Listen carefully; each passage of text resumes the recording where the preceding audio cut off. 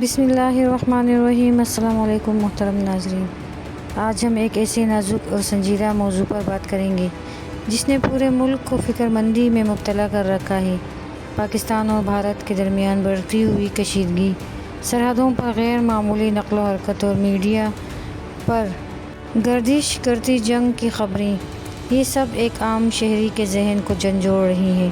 ایسے حالات میں ہم سب کا دل بے چین ہوتا ہے۔ سوال پیدا ہوتا ہے، اگر جنگ چھڑ جائے تو ہم کیا کریں؟ ہماری کیا ذمہ داری بنتی ہے؟ اسلام ہمیں کیا سکھاتا ہے؟ اور ایک پاکستانی شہری کا کردار کیا ہونا چاہیے؟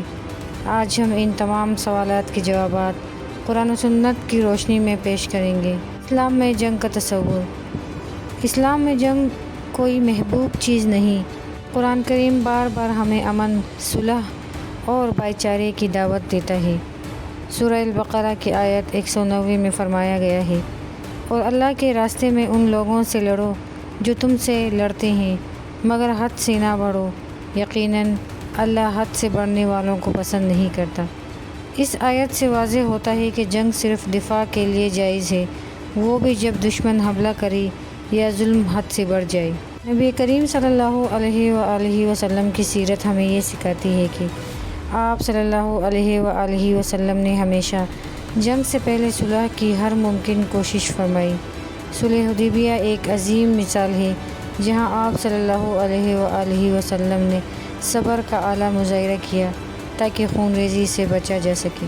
نبی کریم صلی اللہ علیہ وآلہ وسلم کے جنگی اصول۔ جب جنگ ناگزیر ہو جائے تب بھی اسلام کے اصول بہت واضح اور با اخلاق ہیں، جیسا کہ عورتوں، بچوں اور بوڑھوں کو نقصان نہ پہنچاؤ، درختوں، جانوروں اور عبادت گاہوں کو تباہ نہ کرو، دشمن کی لاشوں کی بے حرمتی نہ کرو، صرف ان سے لڑو جو تم سے جنگ کریں۔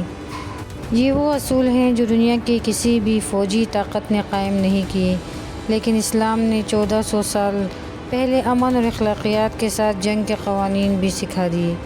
عوام کا کردار، اسلامی نقطہ نظر۔ اب سوال یہ ہے کہ اگر حالات جنگی بن جائیں تو ہم عوام، خاص طور پر مسلمان، کیا کریں؟ افواہوں سے بچیں۔ سوشل میڈیا پر بغیر تصدیق کے باتیں پھیلانا خطرناک ہو سکتا ہے۔ قرآن مجید میں فرمایا گیا ہے، سورۃ الحجرات: اے ایمان والو، اگر کوئی فاسق تمہارے پاس کوئی خبر لے کر آئے تو تحقیق کرو۔ یہ آیت ہمیں محتاط بننے کا سبق دیتی ہے۔ دعا، صبر اور استغفار۔ جنگ کے حالات میں اللہ ہی ہماری سب سے بڑی پناہ ہے۔ رسول اللہ صلی اللہ علیہ وآلہ وسلم فرمایا کرتے تھے، دعا مومن کا ہتھیار ہے۔ آئیں اجتماعی دعا، استغفار اور توبہ کی طرف رجوع کریں۔ قرآن مجید ہمیں کہتا ہے، صبر اور نماز سے مدد لو۔ سورۃ البقرہ۔ ملی یکجہتی اور اتفاق۔ جنگی حالات میں سب سے زیادہ ضروری ہے کہ اتحاد، فرقہ واریت، سیاسی مخالفت اور اندرونی اختلافات کو بالائے طاق رکھ کر ملک اور قوم کا ساتھ دیں۔ رسول اللہ صلی اللہ علیہ وآلہ وسلم نے فرمایا، مسلمان ایک جسم کی مانند ہے، اگر جسم کے ایک حصے کو تکلیف ہو تو پورا جسم بے چین ہو جاتا ہے۔ افواج پاکستان سے تعاون۔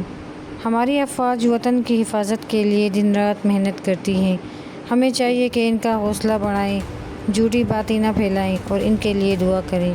ذہنی اور علمی تیاری۔ جنگ صرف میدان جنگ میں نہیں ہوتی بلکہ ذہنی سطح پر بھی ہوتی ہے۔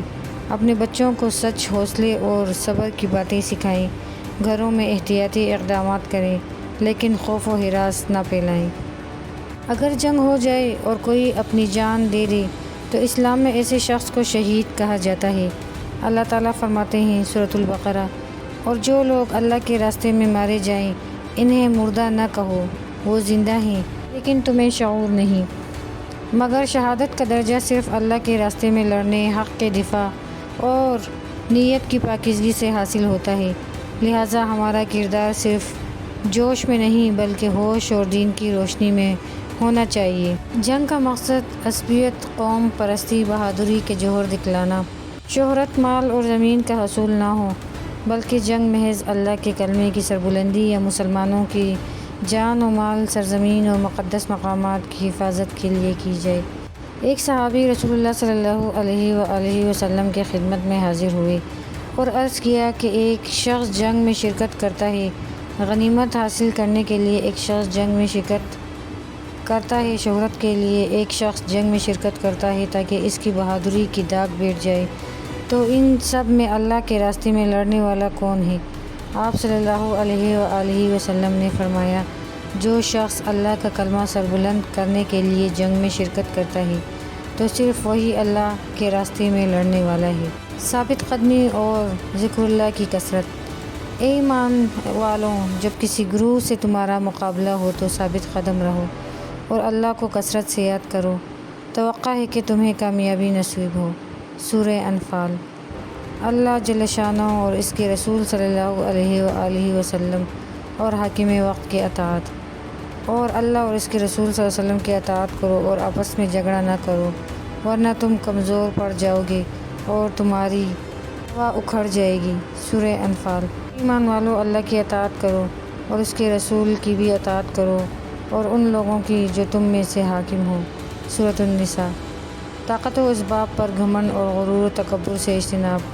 غزوہ حنین کے موقع پر جب چند نو آموز مسلمانوں نے اپنی طاقت اور کثرت پر گھمنڈ اور فخر کا اظہار کیا تو اللہ کی مدد اٹھ گئی، اور غزوہ حنین کے دن جب تم اپنی کثرت پر اترانے لگے مگر وہ کثرت تعداد تمہارے کچھ کام نہ آئی، اور زمین اپنی ساری وسعتوں کے باوجود تم پر تنگ ہو گئی، پھر تم نے پیٹ ٹکا کر میدان سے رخ موڑ لیا۔ سورہ توبہ۔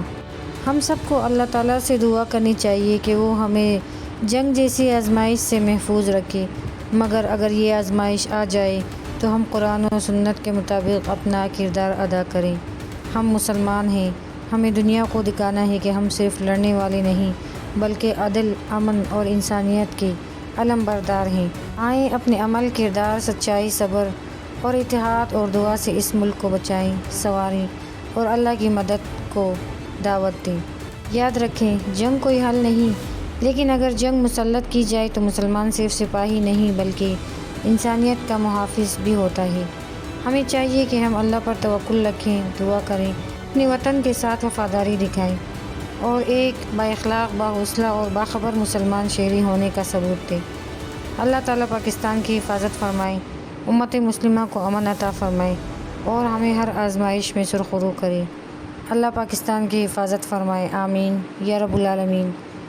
تو محترم ناظرین، اگر آپ کو ہماری آج کی ویڈیو پسند آئی ہو تو براہ کرم اسے لائک اور شیئر ضرور کیجیے گا تاکہ اس کشیدہ حالات میں مسلمانوں کی حوصلہ افزائی ہو سکے اور ہمارے الفاظ آپ کے لیے کچھ سکون کا ذریعہ بن سکیں۔